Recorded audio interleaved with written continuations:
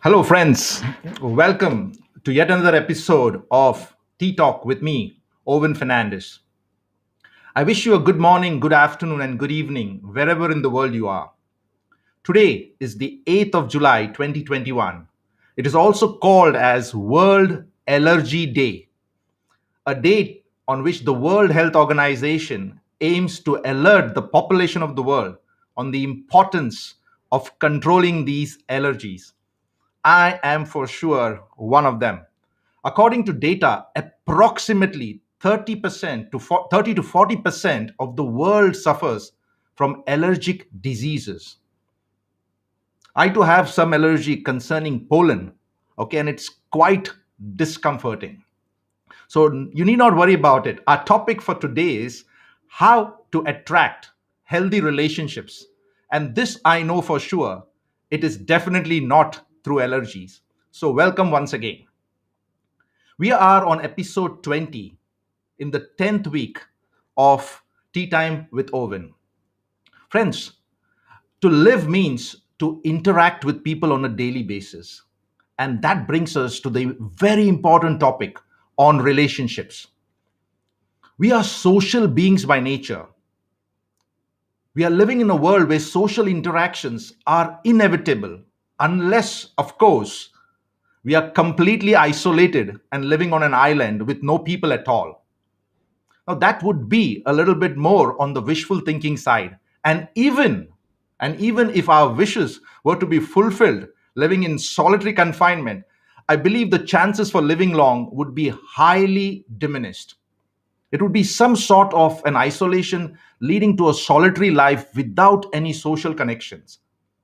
Now, solitary confinement, my friends, according to research, is one of the most mentally torturous punishments that a human being could be subjected to.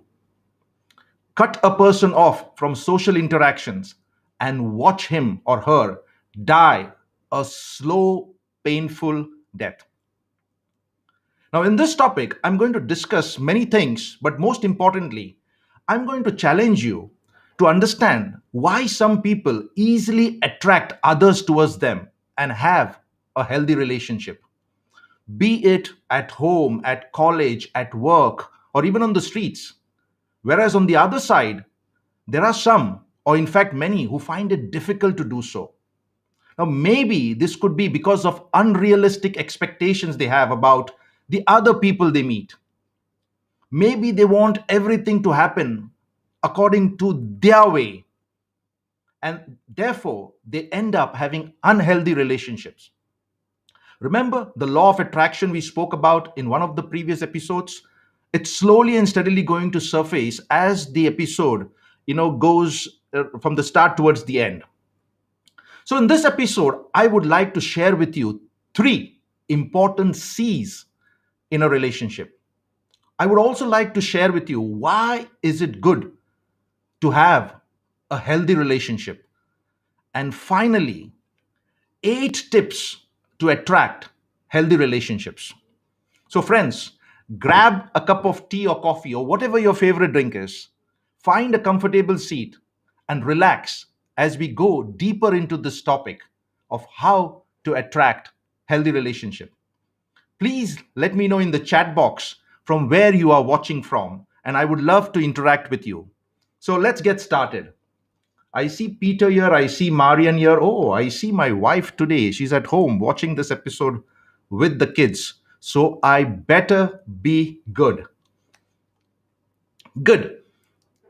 So, so relationships in our lives, friends, act as a mirror, a reflecting mirror. When we have a loving relationship, when we have a loving relationship with ourselves first, the reflection will always be the strong, healthy, loving relationships we deserve or we desire. Now, you and I know that relationships are made on stronger connection and bonding. However, bear in mind that their foundations are laid on three important virtues that holds the relationship over time and even helps it get better. Just like wine, as the years pass by, the relationship could possibly get better, deeper, and even sweeter. Now, you may ask me, Owen, what are the three C's of this relationship? The first one is communication. And this is just not, talking and speaking and chattering and even criticizing through word of mouth. This communication is to connect. And there is a big difference between the normal communication and communication to connect. The second C is compromise. Always remember that relationships involve two individuals, and there will always be a little amount of disagreement, a little amount of positioning of power. So you need to understand how exactly and when do you need to have trade-offs in terms of compromise. And the third, which is equally important, is commitment. How much is the relationship meaning to you? And what are you ready to endure, to persist, to persevere, to be patient as far as this relationship is concerned? So the three C's of relationships are communication, compromise, and commitment. So why not at the start of this episode, ask yourself, which of these threes do you struggle with? And which of these three C's do you excel? It's very important to be in a reflective mode, especially when it comes to topics related to relationships. Good. So, why are relationships, healthy relationships, important? Now, here I'm going to show you something very, very important, and that comes from the longest ever research study done. I repeat, the longest ever research study done. For 3/4 of a century, for more than 75 years, the Harvard study of adult development tracked the lives of 724 men from their teenage years right unto their old age. Starting in 1938, friends, starting in 1938, the study focused on the lives of two groups of people, two groups of men. The first being sophomore students at Harvard College itself, and the second being boys from Boston's poorest neighborhoods coming from troubled and disadvantaged families. So the study was done on two distinct groups over 75 years.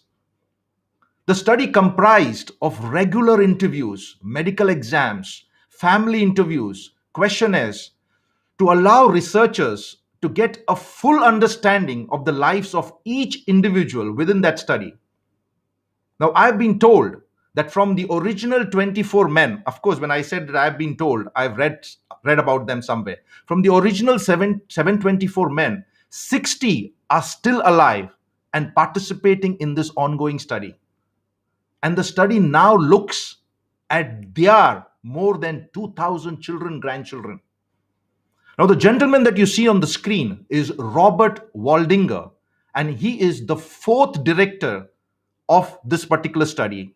And let us have a look at what exactly Robert Waldinger wants to say about the outcome of this research. From the thousands of pages of information that we've generated on these lives?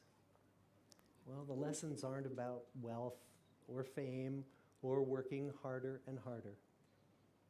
The clearest message that we get from this 75-year study is this: good relationships keep us happier and healthier, period.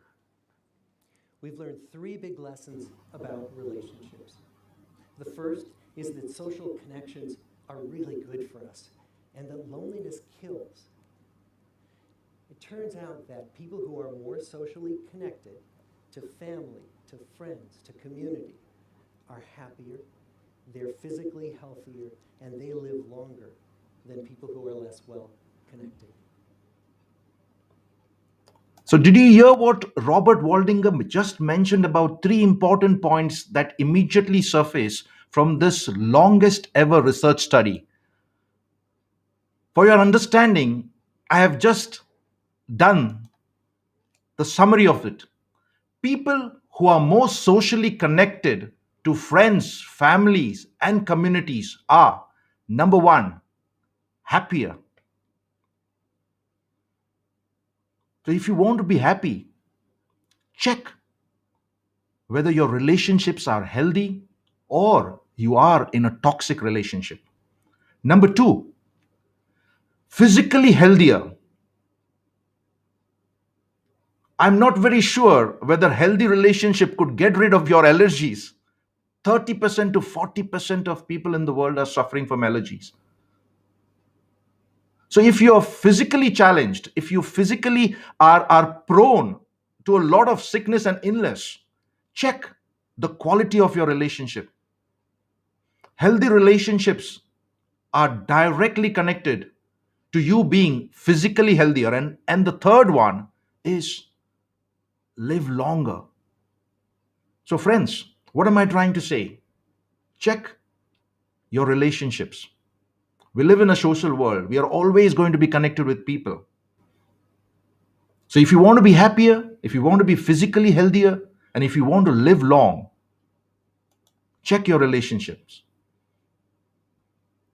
Now, interestingly, these findings also showed that people who are most satisfied in their relationships at age 50 were the healthiest at age 80. Give it a thought.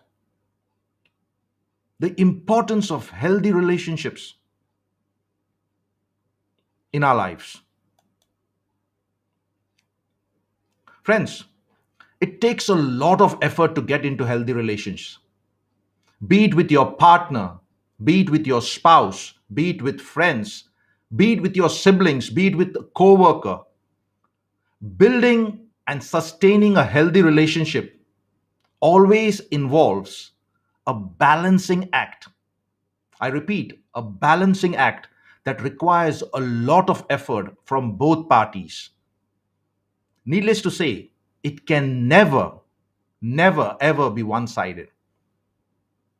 Even loving couples tend to get into fights despite knowing each other for very long periods of time. But what it takes is a little bit of understanding, a little bit of tolerance, a little bit of respect of each other to be happy in that relationship. So, how much weight you place on that relationship is also very key. So, I'm going to share right now 8 tips to attract healthy relationships. Now, the following tips are not something that you cannot, or it's not something that is rocket science. But, friends, these 8 tips are very effective in attracting a healthy relationship. So, let's get started. The first one is the word love yourself first. You can't give what you don't have. The trick to attracting healthy relationships is to feel the love you are searching for from within yourself. To feel truly confident and to know that you are complete and ready to be involved in any kind of relationship. It is only and only then will you be able to attract people into your life.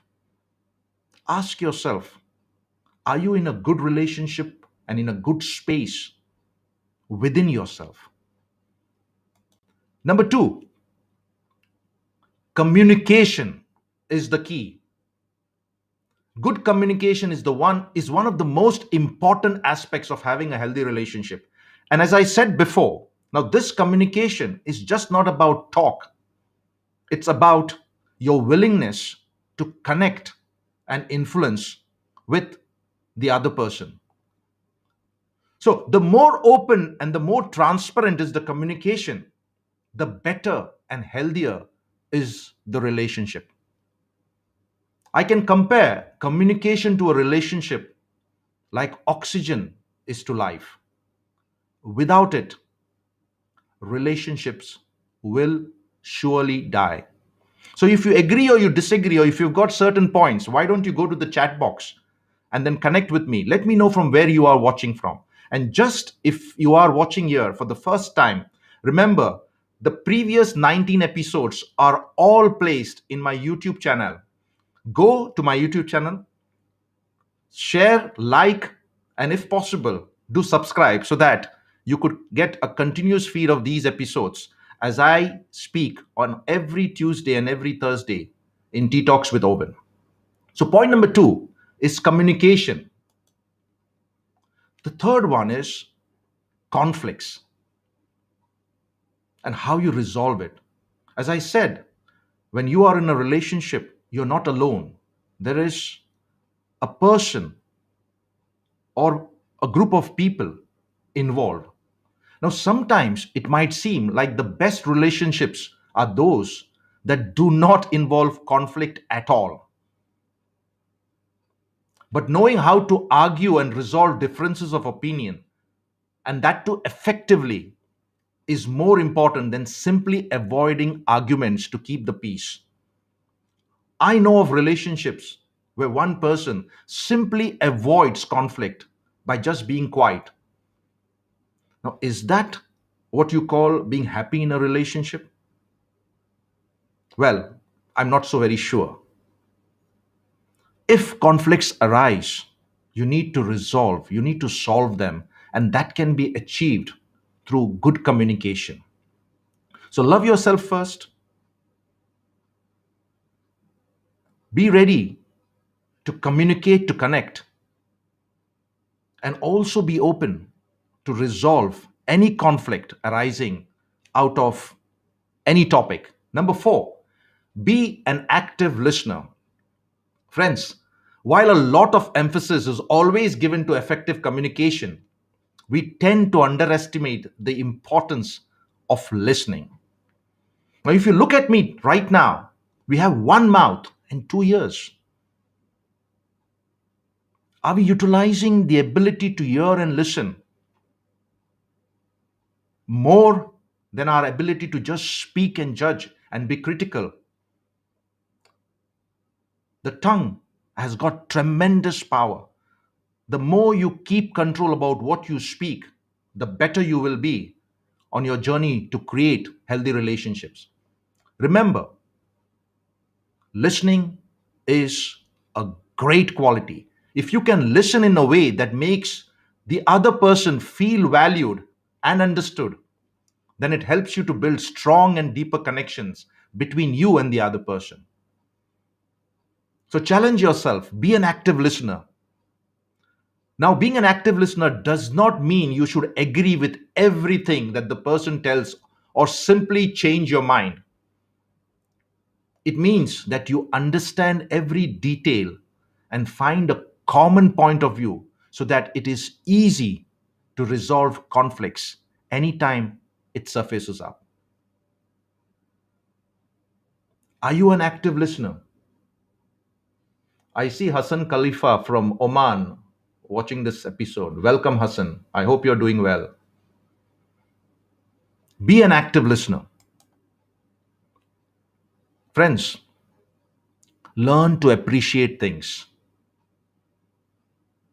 A simple gesture of appreciation takes you a long way in not only attracting a healthy relationship, but also in sustaining it over long periods of time. Now, you may ask me why. Because feeling appreciated is the basic human need. The soul longs for it. Sometimes in our very busy lives, we take relationships for granted. We forget to say a simple thank you or even smile back at people. And even though I am conducting these episodes, reflecting back,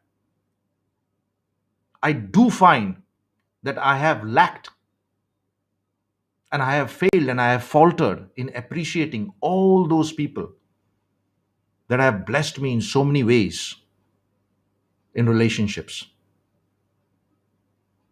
Be appreciative. Number 6, agree to disagree. Now, I'll put a little bit more emphasis on this topic, agree to disagree. Friends, you don't need to always agree with what other person says or speaks to you. The thing to remember is how you disagree about the situation or the topic. Never belittle or never underestimate somebody else's opinion or views. Instead, find a polite, a kind, and a positive way of expressing your disagreement.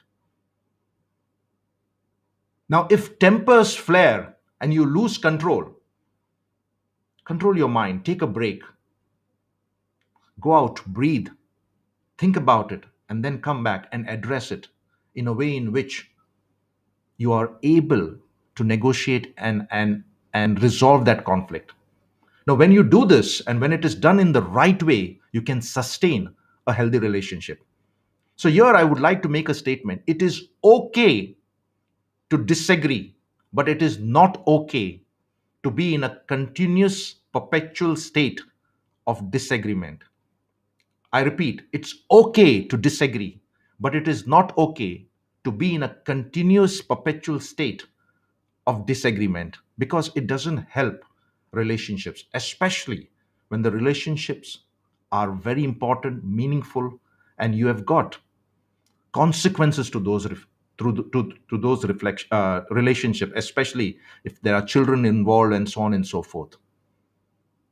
Agree to disagree, but don't be in a state of constant disagreement.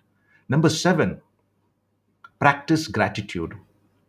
As I said before, this particular topic is deeply connected to the law of attraction. What you give is what you get. Practice gratitude. In one of the previous episodes, we mentioned that gratitude attracts abundance. You want more in this relationship that you are in. You want it to be more healthy. You want it to be more strong. You want it to develop into something beautiful. Appreciate and express gratitude. Just like the law of attraction, you attract healthy relationships only when you are grateful for all the relationships that you have had or you are having in life. Friends, allowing yourself to find gratitude for little small things will naturally bring you higher and higher, step by step, just like a ladder, in making your relationships stronger.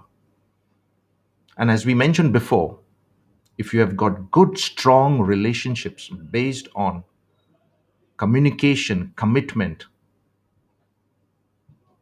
you will live longer, you will be healthy, and of course, you will be happy. And finally, the eighth one, the eighth tip to attract healthy relationship is be open for change. Be flexible. Friends, change is inevitable in life, whether you like it or not.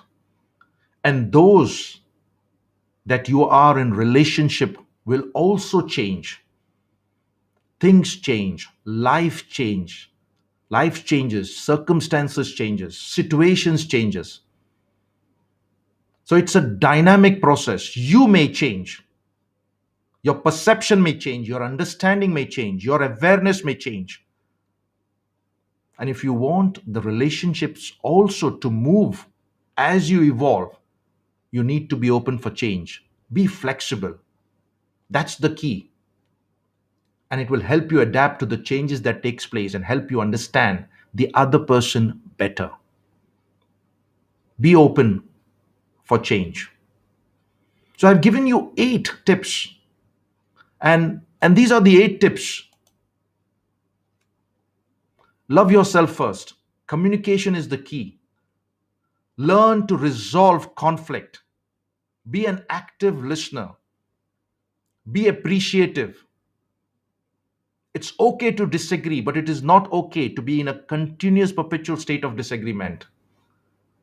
Practice gratitude and be open to change.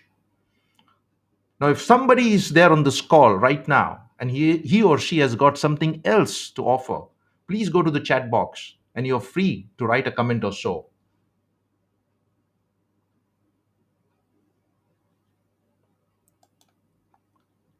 Friends, I would like to share with you an important, profound statement from Robert Holden. Focus on this statement, at least for today. Your relationship with yourself sets the tone for every other relationship you have. Let me repeat this for you. Your relationship with yourself sets the tone for every other relationship you have. And in closing, I have this to say. Friends, you will be amazed at what you attract after you start believing in what you deserve. Invest in your relationships. You can. Thanks for watching this episode. You will find the references of what has just been shared at the end of this talk. Feel free to use them further for your personal growth. So if you liked this episode, please comment and share. Also, you could go to my YouTube channel, as I mentioned before, and watch the various episodes that have gone and preceded before this. Watch it, like it if you feel that it's appealing to you, share it with your friends and your families, and if possible, subscribe to it. Immediately after this particular session, this video will also be uploaded, and in my YouTube channel, you will find many other videos as well. Remember, the win is always within you. I am here to help you be victorious. I believe in you, and together we can. Stay safe and see you on the next episode of Tea Time with Owen.